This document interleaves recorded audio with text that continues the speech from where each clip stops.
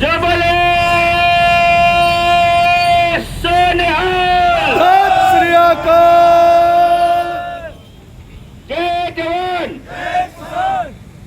हमारे किसान नेताओं की गिरफ्तारी के बाद उनकी रिहाई के लिए अनशन पर बैठे सरदार बलदेव सिंह जी सिरसा जी, उनके साथ यहां मौजूद सारी मेरी सरदारी माता बहनों बुजुर्गों, आप सबको मेरा चरण स्पर्श, मेरा नमस्कार, हाथ जोड़कर प्रणाम। डॉक्टर साहब ने आपको बता दिया कि ऐसा पहली बार हुआ है कि देश की जनता ने, संसद की असली मालिक ने दुनिया को, देश को यह जगाने का काम किया और ये बताने का काम किया है कि असली मालिक हम हैं और जो तुम बैठे हो हमारे टैक्स के पैसे से ऐश कर रहे हो। हमने बताया उनको कि तुम लोग जो कानून बनाओगे, तुम वो कानून बनाओगे जो हम चाहेंगे।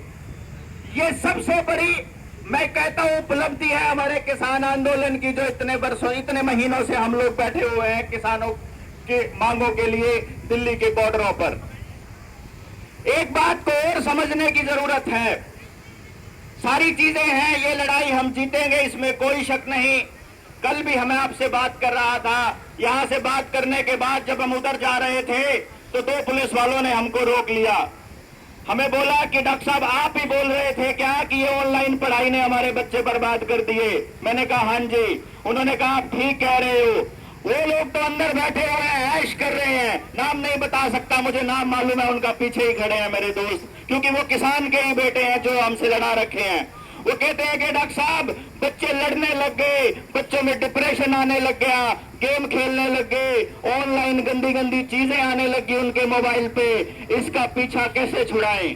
इससे पीछा छुड़ाने का एक ही तरीका है कि अगर अपने नौजवान जो कॉलेज और यूनिवर्सिटी में थे, अगर वो लोग आंदोलन में शामिल नहीं होंगे, जैसे नौजवान साथी थोड़ी देर पहले आप लोगों के बीच आए थे, वो अगर आंदोलन को और मजबूत नहीं करेंगे तब तक इन सरकारों के कान नहीं खुलेंगे।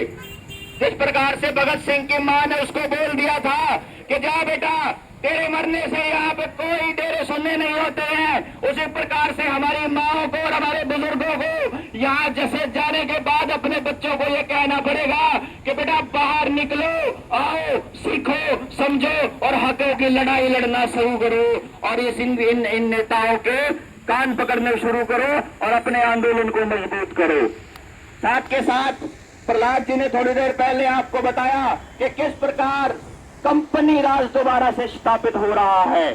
सरकारों ने, लोगों ने इतनी कोशिशें करने के बाद एक ऐसा माहौल बनाया था कि लोगों ने अपने गांव में जमीन देकर के अस्पताल खोले, लोगों ने अपने गांव में जमीन देकर स्कूल खोले, दान देने वाले लोगों ने अपने अपने किसी न किसी की स्मृति में स्कूलों के कमरे बनाए।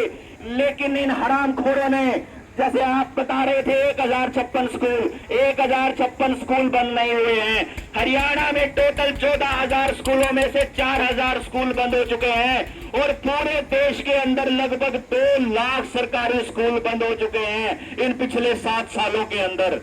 आपको ये बात भी पता होनी चाहिए कि ये स्कूलों की जमीन जो कभी हमारे पूर्वजों ने, हमारे पुरखों ने इन लोगों को दान दी थी, वो जमीन जो सरकार की, जो अपने गांव की पंचायत ने स्कूल खोलने के लिए दी थी, उन जमीनों को सरकार अपने नाम कर चुकी है। स्कूलों की जमीन को भी कर चुकी है, अस्पतालों की जमीन को भी कर चुकी है और ये जो हमारे पावर हाउस बने हुए हैं इन जमीनों को भी कर चुकी है।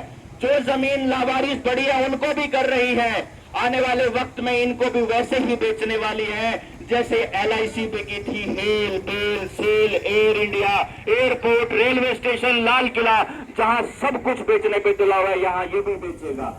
इसी तरह से ये किसानों के कानून, जो खेती के कानून लेकर के आए हैं, इसका एकमात्र मकसद है कि किसी भी तरह से किसान की जमीन पर कब्जा हो जाए।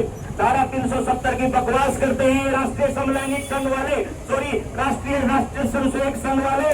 ये वहां बोलते हैं कि भाई हम लोगों ने 370 तोड़ दी। 370 का एकमात्र मकसद था कश्मीर के अंदर मौजूद जो अंबानी और अडानी को बनाने के लिए जमीनें देनी थी ताकि वो अपने कोल्ड स्टोरेज खोल सके। वो जमीन उन्होंने खोल ली। आने वाले वक्त में 2 कानूनों के ऊपर और आपको सोचना पड़ेगा।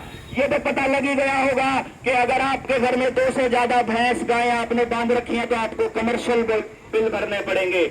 ये भी बता दें, आने वाले वक्त में आप जमीनें नहीं बेच पाओगे।